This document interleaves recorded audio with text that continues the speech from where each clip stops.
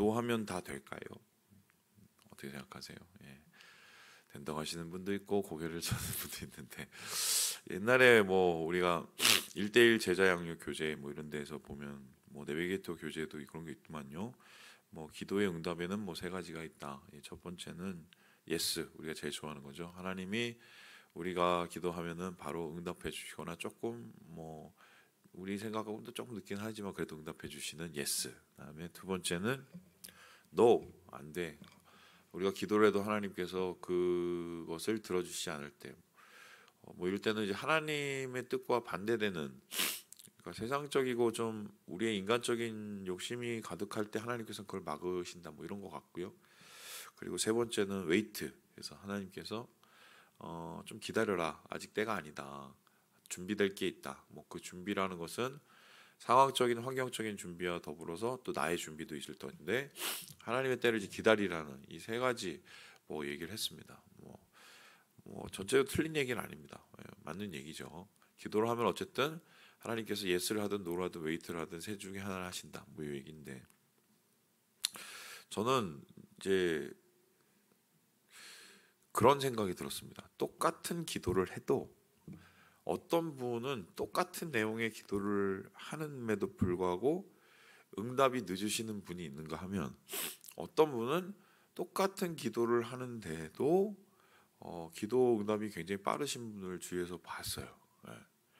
그래서 이런 분들을 제가 또 보면은 가만히 안 있지 않습니까? 그래서 조사를 하고 어떻게 하면 저렇게 되지? 뭐 이렇게 한번 생각을 해보고 또 옆에 가서 그걸 지켜보기도 했었는데요. 그 정답이 오늘 히스기야의 기도에 딱 나타나 있습니다.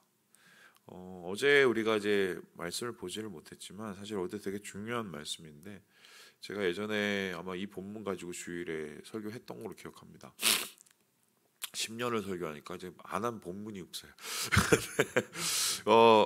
히스기야가 하나님 앞에 어떻게 기도를 했는지 여러분 뭐 기억을 한번 떠올려 봅시다.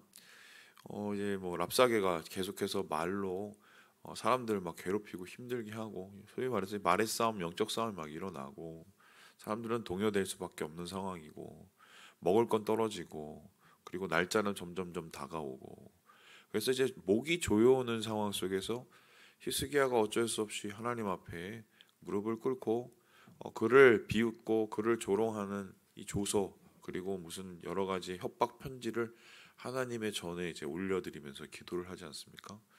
그리고는 그 당시에 히스기야를 옆에서 도와줬던 이사야에게 편지를 보내고 계속적으로 그에게 묻습니다. 이거 어떻게 받아들여야 되지? 어떻게 하나님은 하시지? 이렇게 얘기를 했었을 때 하나님께서는 이사야를 통해서 히스기야의 기도를 들으시고 응답하실 것을 약속을 하십니다. 이러한 하나님의 약속은 재차 반복되게 되는데요. 오늘 결국은 이 이야기가 어떻게 끝나느냐? 우리 함께 37절의 말씀을 같이 한번 읽어보도록 하겠습니다. 시작. 그가 그의 신 니스룩의 신전에서 경배할 때에 아드람멜렉과 사라셀이 그를 칼로 쳐 죽이고 아라랏 땅으로 그들이 도망하매 그 아들 에살핫돈이 대신하여 왕이 되니라. 하나님께서 정말 기도를 들어주셨어요. 어떻게 기도를 들어주셨냐? 이 35절을 보면요, 지금 이스라엘 백성들, 유대 백성들을 파괴시키려 왔던 사람들이 18만이 넘었던 것 같고요. 근데 그 군사가 어떻게 돼요? 아침에 일찍 일어나 보니까 다 어떻게 됐다고 얘기합니다. 송장이 됐다, 다 죽었다. 물론 다 죽진 않았겠죠. 근데 송장처럼 됐다는 것은 많은 수의 희생이 나타났다고 합니다. 이게 어떻게 가능할까 싶은데, 여기에서 좀 중요한 표현이 뭐냐면 여호와의 사자가 나와서라는 표현입니다. 보통 성경에서 여호와의 사자가 뭐뭐 했다, 여호와의 사자가 어떻게 어떻게 했다라고 그러면 이거는 뭐 거의 전염병이라고 보시면 됩니다. 그래서 하나님께서 아마 진중에 이 전염병을 돌게 하셔서 더 이상 어떻게 보면은 전투를 할 수 없도록 전투력을 상실시키시고, 그래서 이제 결국은 돌아갈 수밖에 없는, 그래서 잠시 전쟁을 멈추게 되는 이 상황이 나타나게 됩니다. 그리고는 여기서 끝나는 것이 아니라 우리가 읽었던 37절 말씀 보면은 이 전쟁의 당사자인 이 아수르 왕이 암살을 당합니다. 이게 되게 놀라운데요. 랍사게가 히스기야를 어떻게 조롱을 했냐면 이렇게 조롱했습니다. 야, 니네 신 우리 신하고 싸워서 이길 수 있어? 이때까지 우리 신하고 이긴 신이 세상에 있어? 이렇게 얘기를 합니다. 그래서 자기들이 섬기는 신이 최고고, 그리고 그 섬기는 신들 때문에 자기는 승리를 할 수밖에 없다고 계속적으로 그렇게 얘기를 하거든요. 이 당시에 이 나라와 나라 사이의 전쟁은 신들의 전쟁이었기 때문에 이러한 이야기를 할 수 있었던 건 그만큼 자신감이 있었던 겁니다. 그런데 보십시오. 어떻게 됐습니까? 다른 나라의 신에 의해서 죽임을 당하는 게 아니라 자신이 섬기는 그 신의 신전에 들어가서 암살을 당했습니다. 이게 굉장히 좀 아이러니한 상황이죠. 본인이 그렇게 자기를 지켜주리라고 믿었던 이 니스룩이라는 그 신이 오히려 그를 죽이게 만드는 배경이 되는 역사가 나타나죠. 한마디로 역전과 반전을 일으키시는 하나님의 놀라운 역사가 오늘 말씀 속에서 나타나게 되었다. 그래서 이러한 이 역사, 이게 진짜 가능한가 한번 생각을 해보면, 워낙 이제 암살은 우리가 많이 봤죠. 이 북이스라엘에서 계속적으로 한 30년간 6명의 왕들이 서로 죽이고 또 살리고 막 이런 일도 있지 않았지 않습니까? 그러니까 이거는 뭐 국내 정세가 불안하면 가능한 일이라고 볼 수 있고, 두 번째, 이 전염병으로 18만 5천 명이 도망갔다는 게 말이 되냐? 여러분 그거 아십니까? 그 적벽대전, 삼국지의 가장 그 하이라이트가 적벽대전이지 않습니까? 뭐 거기 보면 제갈 공명이 막 갑자기 막 그 날씨를 막 바꾸고 막 화살을 뭐 몇만 개를 이제 뭐 채우고 막 이런 거 있는데 그거 다 뻥인 거 아시죠? 그거 거짓말이에요. 원래 원전을 보면은 왜 이 전쟁이 끝났느냐? 거기 보니까 뭐 화전을 해갖고 뭐 걔네들이 날라 보내준 이 거기 그 화살에 불을 붙여서 불을 질러갖고 뭐 이 조조가 패했다. 원전은 그렇지 않아요. 왜 돌아갔냐면 조조가 전염병 때문에 돌아갔습니다. 예. 이게 원래 본 역사인데 그걸 재밌게 이제 만든 거예요.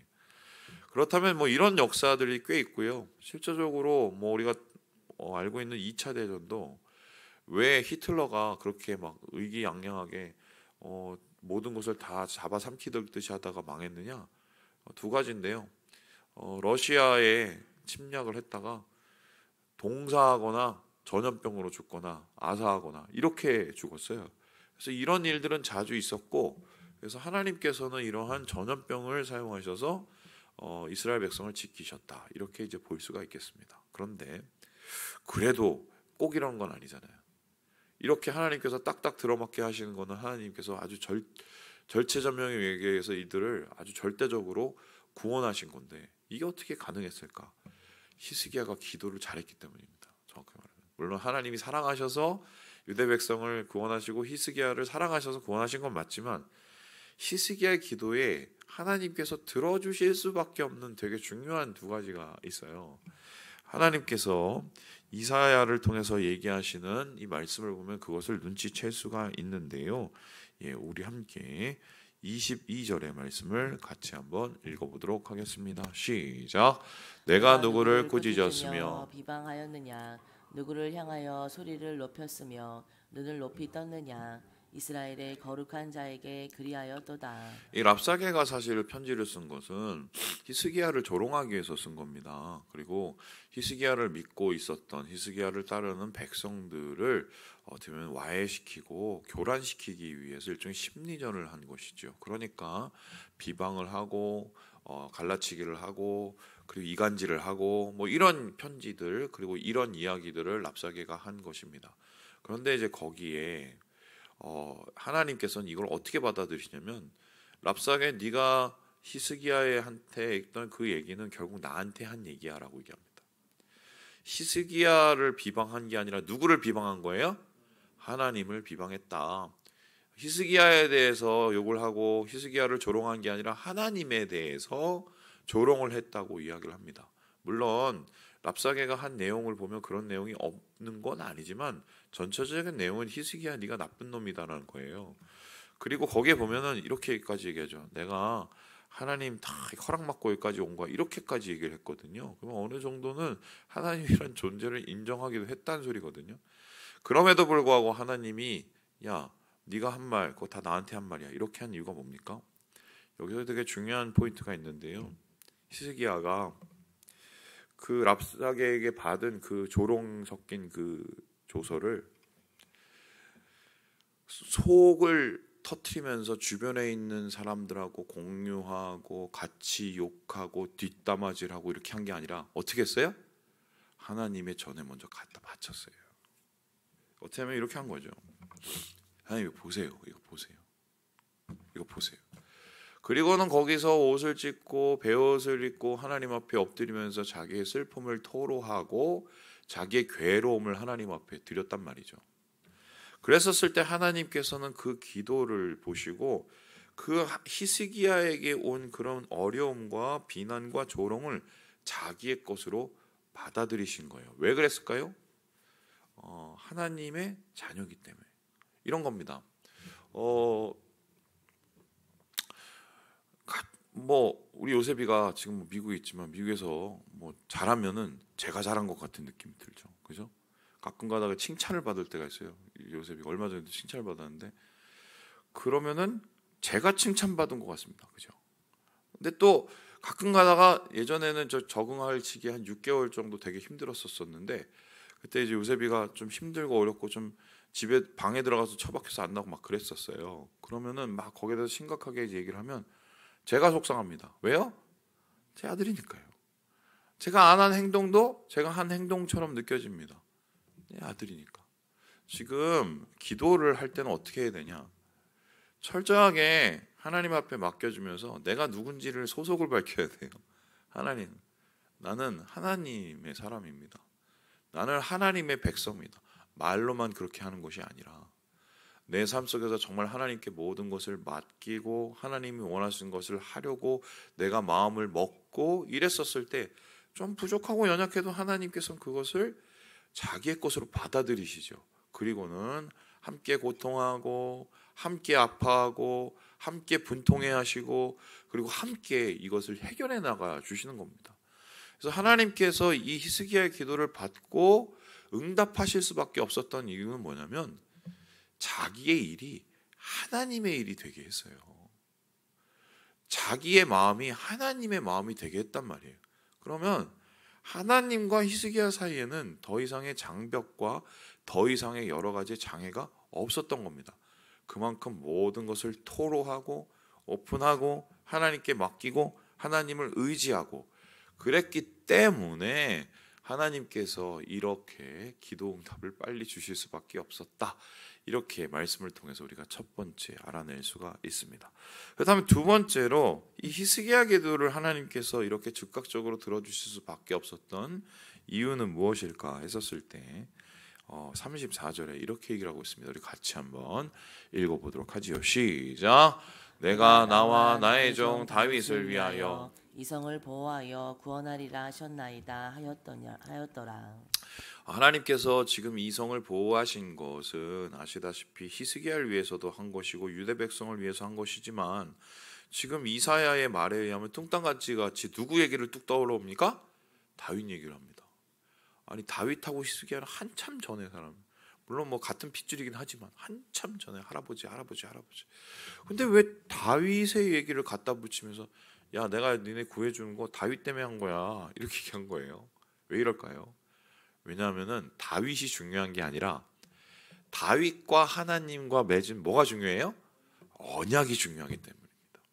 다윗을 하나님께서 기쁘게 여기셨어요. 죄도 많이 짓고 실수도 많고 뭐 약점도 많았지만 하나님께서 다윗을 기쁘게 여기신 이유는 단 한 가지인데 다윗이 애가 탔기 때문입니다.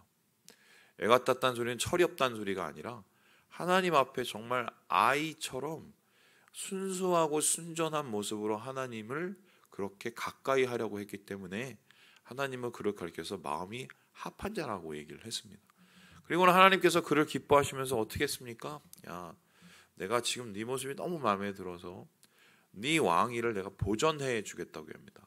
단순히 다윗만 잘 되는 것이 아니라 대대손손 그의 왕위가 결코 끊어지지 않겠다고 얘기합니다. 목사님 그래도 유다가 망하고 그 자손이 나중에 끊어진 거 아닙니까? 아니요. 70년 동안 바벨론에 끌려가긴 했지만 다시 돌아왔을 때 스룹바벨이라는 사람이 그 나라를 만들죠. 스룹바벨 왕의 자손이에요. 그리고 여러분 그 후에 400년에 어떤 일이 일어나죠? 예수 그리스도 태어나십니다. 예수 그리스도 누구의 자손입니까? 다윗의 자손. 하나님께서 그것을 진짜 약속을 지켜주세요. 철통같이. 그래서 어쩌면 이 다윗과 맺은 언약을 가지고 소금 언약이라고 하는 것처럼 변치 않는 언약이라고 합니다. 이 언약을 결국 뜯어보면 뭐냐면 하나님이 대놓고 다윗을 무조건 보존해주고 지켜주고 무조건 하나님께서 다윗의 왕위를 이어주는 게 아닙니다. 여기에는 되게 중요한 게 한 가지가 있어요. 뭐냐면 하나님께서 너처럼 다윗 너처럼 내 말에 어떻게 하면요? 순종하면 하나님께서 이 언약을 절대 놓치지 않겠다고 합니다. 심지어 하나님께서는 이러한 언약을 지키시기 위해서 어떻게 하셨냐? 얘가 순종하지 않아도 순종할 때까지 기다려 주시기까지 합니다. 뭐 그 대표적인 사람이 므낫세인데요. 그래서 나중에 순종하게 만들어서 그 왕위를 이어주기까지 하시는 분이 하나님이시거든요. 그런데 히스기야는 이걸 알았어요. 그래서 어떻게 기도를 했습니까? 약속을 가지고 기도했습니다. 기도를 할 때는 우리가 보증수표가 있어야 돼요. 내가 가지고 있는 뭘 들고 약속을 하지, 뭘 들고 내가 하나님 앞에 기도를 해야 그 기도가 힘이 있습니다. 단순히 하나님 이거 필요해 저거 필요해, 물론 그 기도도 하나님께서 들으시지만 우리의 기도가 강력하기 위해서는 뭐가 필요한가요? 믿음이 필요하거든요. 그럼 그 믿음을 강력하게 하는 건 뭡니까? 하나님의 변치 않는 약속이에요. 그 약속을 붙잡고 기도를 했더니 하나님께서는 다윗뿐만이 아니라 히스기야의 기도가 다윗의 기도가 되게 하신 거예요. 그래서 그 다윗의 기도를 통해서 하나님께서는 역사하실 수밖에 없다는 뭐 이러한 공식을 만들게 됩니다. 자, 그렇다면 오늘 말씀을 통해서 우리가 어떻게 이걸 적용해 갈 것이냐, 어떻게 적용을 갈 것이냐. 제가 2주 전에 말씀드렸습니다. 기도의 가장 최종적인 목표는 관계라고. 우리가 뭐 기도해서 뭐가 되고 안 되고 그건 그 다음이에요. 하나님 원하시는 그 기도를 통해서 우리가 거하고 누리고 연합하고 관계하는 걸 원하세요. 오늘 히스기야가 하나님과 마음이 합하여져서 자신의 마음을 드리면서 자신의 기도가 하나님의 기도가 되게 한 것처럼 여러분 기도할 때 제일 먼저 고민해 보세요. 나는 지금 오늘 하나님과 어떤 관계인가? 거기에 대해서 뭔가 거리끼는 게 있으면 해결하셔요. 내려놓으세요. 그리고 그 기도줄을 다시 잡으셔야 하나님께서 역사하시는 그 기도가 이루어집니다. 또한 하나님께 기도할 때 무엇을 가지고 기도하냐? 나를 보고 기도하지 마세요. 나 보면 하나님이 기도를 들으실 만한 이유가 있어요, 없어요? 없어요.